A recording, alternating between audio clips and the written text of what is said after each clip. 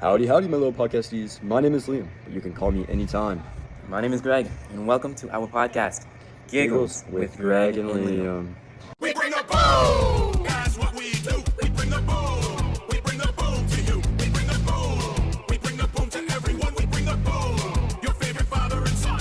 Every afternoon on your FYP. We'll be bringing the boom around the 3:15. We bring the boom so loud the whole earth shakes. With double chunk chocolate cookies. Now, Greg, tell us what is on the agenda today. Well, Liam, funny you should say that, because the first thing we got is the joke of the day. Well, odd darn, Greg, how can our little podcasties stay attentive to our podcast without the joke of the day? I don't know, Liam. It's practically impossible. What do you call a Bible project when it has more work published on the due date? Beats me, Liam. What is it? It is in the thick of it. Yeah, everybody knows. They know me where it snows. I see it and they froze. I don't know nothing but no ice. I'm just cold. 40 something millis off, so I've been told. From the screen to the ring to the pen to the king. Where's Oh, how you tickle me so, Liam. Shh, my little sweet pumpkin butter pie. Now, let's get on to our agenda. Start us off.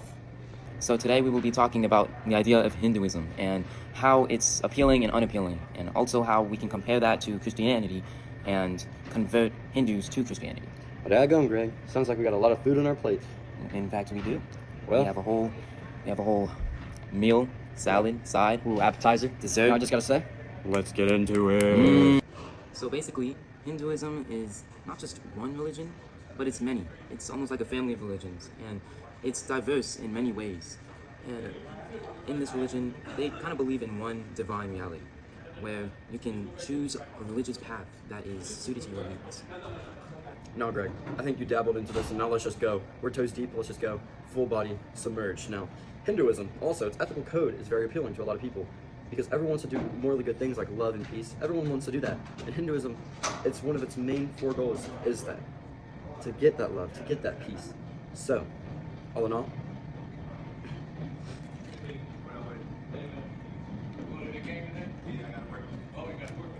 it allows everyone to be morally good and morally peaceful in every culture in life. Now, since I kind of already elaborated on one, I'll elaborate on another. Another appealing thing is reincarnation. Now, reincarnation is something that it's just a repeated cycle of life called samsara. Excuse me, Hindus, if I pronounce that wrong. Now, samsara is the process that you live and you die, and this gives a lot of people comfort. So if your life is either bad or really good, you will know that it'll get better in the next life, and it gives a lot of people comfort. So that's why it is appealing in the Hindu religion. Now, Greg. Also, Liam, basically, Hinduism doesn't have a rule book, so all believers are flexible with what they truly believe in, and basically they have their own opinion and interpretation of the faith.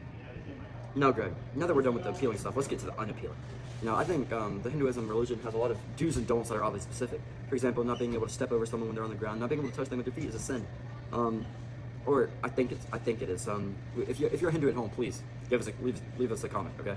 But yeah, just all these specific things that are not really in other religions as do's and don'ts, but it is in the Hindu religion. Now, another thing is the caste system, but that if you're poor, you'll always stay poor. If you're rich, you'll always stay rich. This allows a lot of people to get unattracted to the Hindu religion because it is one of those things that is you can't change it in your life. But this gives people comfort too because the reincarnation process, and they're like, well, I'll be rich my whole next life. So that gives a lot of people perspective. But it's all kind of how you view it. Your turn, Greg.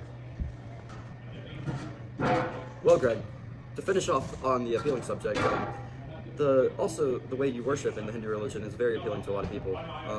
You can have the opinion to go to the temples and shrines and be able to worship and get close to the deity. And all this to say that it just gives you comfort to be able to go to a place and have community and maybe even go participate in a festival. It gives a lot of people comfort in that society. So back on being flexible, tolerance can also be a bad thing, to where it has no limitations. So you could say that you believe in one thing, but be doing something completely different because the religion itself is holding you accountable. So also, Hinduism doesn't really have a central authority, and they don't have a rule book or like a guide or a single founder. So what we have in Christianity, the Bible, they don't have a strong foundation like the rock. And believers really don't know how to really believers don't really know how to fully understand what they're doing is wrong, and the only way to interpret this is through what they feel is right and what's wrong. So they look into their heart for the information and for the guidance that they seek, and they find these answers through their beliefs and attitudes. Well, Greg, now that you mention it, another just unappealing thing about Hinduism is the fact that women, they do not have the same equalities as men.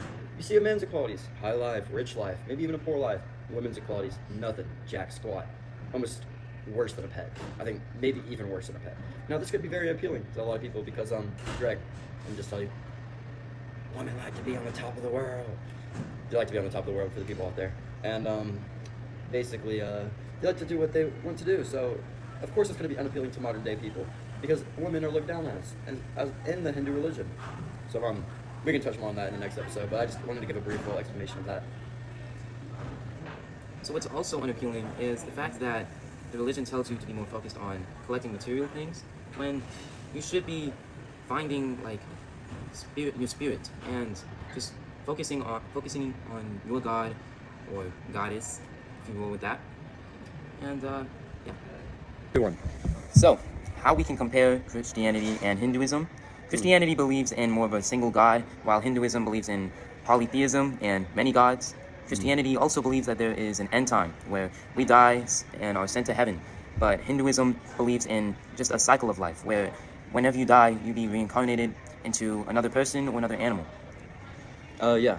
So, I know you kind of touched on the reincarnation thing, so I'm gonna dive a little deeper into it, Greg. But, yeah, Christianity has like an end time and an afterlife, but reincarnation, you really just go in this repeating process of never-ending life. Right. Well, then you think like, well, if reincarnation happens, why is the like this is just a question I'm thinking of, like, well, why does the population keep rising? If the population, or if reincarnation, do some people get reincarnated and some people are just born into this reincarnation process? Like, I just don't really know how it works, but, again, if you're Hindu in the comments, please inform us. Now, if we're saying anything wrong.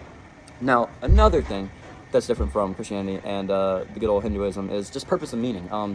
Spreading the gospel and the Christian faith really helps you be, makes you feel, and can be really more Christ-like, and always having that spirit inside of you just really makes you feel like a lot of comfort that God is always with you.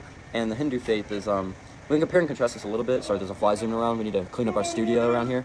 But there's 3 flies, but we got to keep the tape rolling. I don't know why there's so many flipping flies in the flipping studio. But so like I was going to say, you got to do this because the Hindu faith makes you got to follow 4 main religions, and it makes these religions really unfollowable, or always you're following the same thing. So yeah, bro, why is there so many flies around here? Now, XYZ432 Fortnite commented on the thing, how can we bring a Hindu to Christ? Now, that's a really good question. I'm not going to repeat your name because it's really long and complicated. But we could really bring a Hindu to Christ just by talking to them first, like asking them about their religion, being really opening and perspective, really have an open mind about talking to them, and then also kind of sliding in Christian remarks to them. And if they're depends on their level of Hindu faith, but you can always debate with them, but friendly debate, of course. But always back up your faith and not really attack, but like question their faith just to make them think on the Christianity versus Hindu religion. And a lot of people are shallow-minded believers in all different types of religions. And maybe if you just give them a little perspective on the Christian religion and give them a Bible even and just pray with them, maybe of course you could lead them to Christ. Now. We have the same rules on, or we have different rules on sinful pleasures. I mean, as a man, you can go around not living the good principles of that God has commanded us. But in the Hindu religion, as a man, you just can do whatever you want sexually, but we don't have to go into that. But it can really just change your aspect on Hindus versus Christianity. And so to finally put a pin in it, Mr. XYZ, just be there for him and be comfortable and just live out your Christ-like behaviors. So if he sees that and he sees it changing in your life, he'll start asking questions, because no one will ask questions if they're not curious. So, toodaloo. I'm in the thick of it, everybody knows. They know me where it snows, I skate in and they froze. I don't know nothing but no ice, I'm just cold. 40-something milli stars or so, I've been told. I'm in my prime, but this ain't even Final Four. They know me down, but still my feet, they found the floor. I went from living room straight up to sold out tours. Life's fire, but trust I'm ready for the war.